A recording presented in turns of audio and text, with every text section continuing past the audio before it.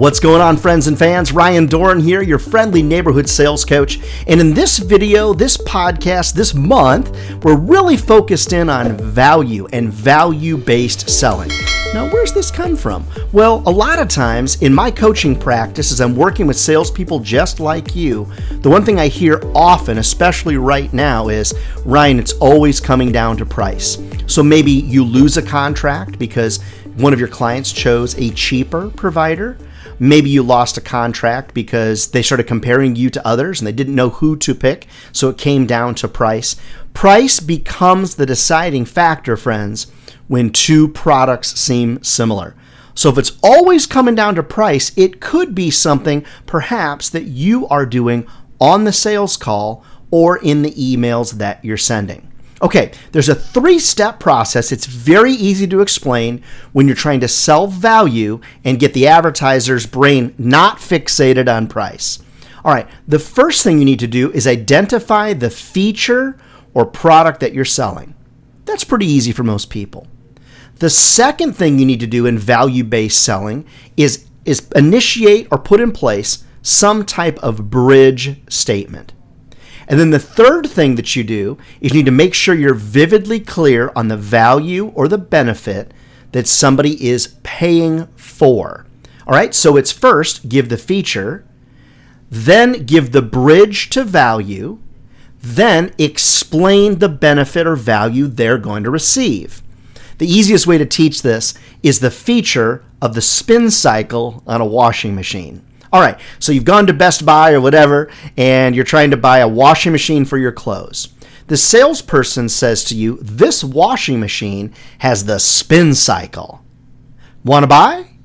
Well, it's not that you maybe don't know what the spin cycle is. It's not that you don't figure it's probably a part of the washing machine, but what really is the benefit? Like, what am I paying for? I'm paying for the spin cycle. What does that mean to me as a consumer? See, that's the trap that a lot of us get caught in. We stop because we've sold the feature and we just expect the customer is going to paint the picture of value.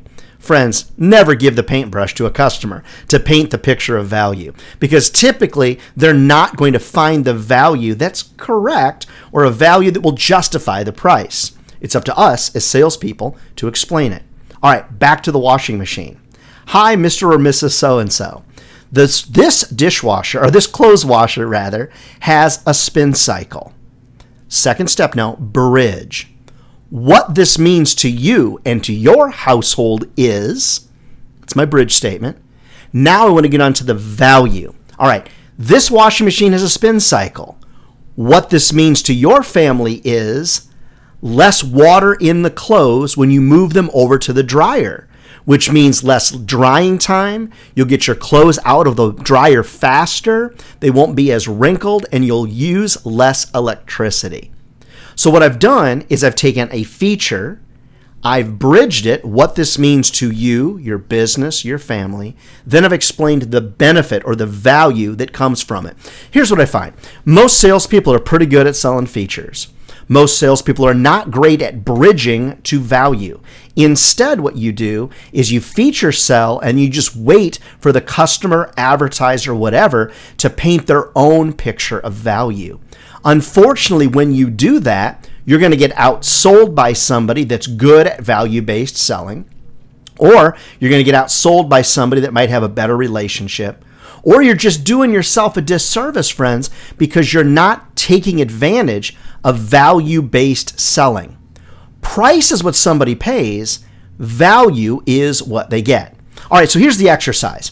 On a piece of paper, I'd love for you to write out the 4 or 5 main features of things that you sell.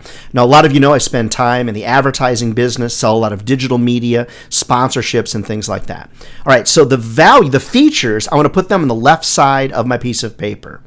Then what I want to do in the middle is write my bridge statement, what this means to you, what this means to your business, what you might find valuable from this feature is. And on the right side, you want to list out the value or the benefit that they're actually paying for. Now, I don't want to confuse people. Sure, they're paying for a feature, but what they really need, the true end of the story is, I'm paying for a feature, but what am I going to get for it? And a lot of salespeople just don't explain it well. All right, let me give you an advertising example.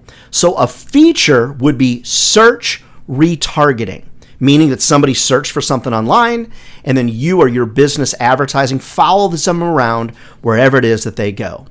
What this means to your business is being able to target the right people at the right time, reducing waste.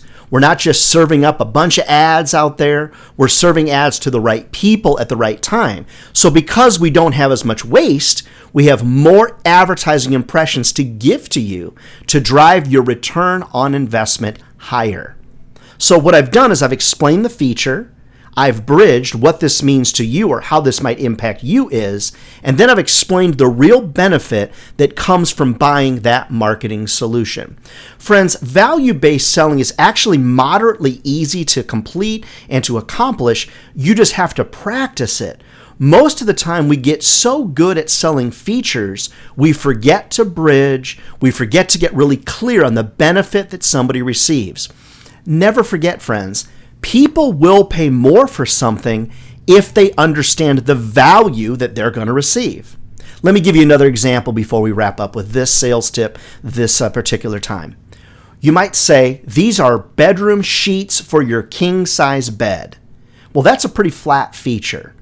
But if I said to you, these are 5,000 thread count sheets for your bed, that's a little bit better, right?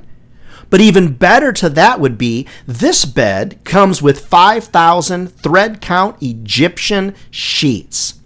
What that means to you is, when you crawl into this bed after a nice hot shower and are going to sleep for the night, whatever the circumstance is, it's going to be smooth, it's going to be soft, it's going to be cool. It's not like you're laying on sandpaper like those sheets you might buy at a big box store.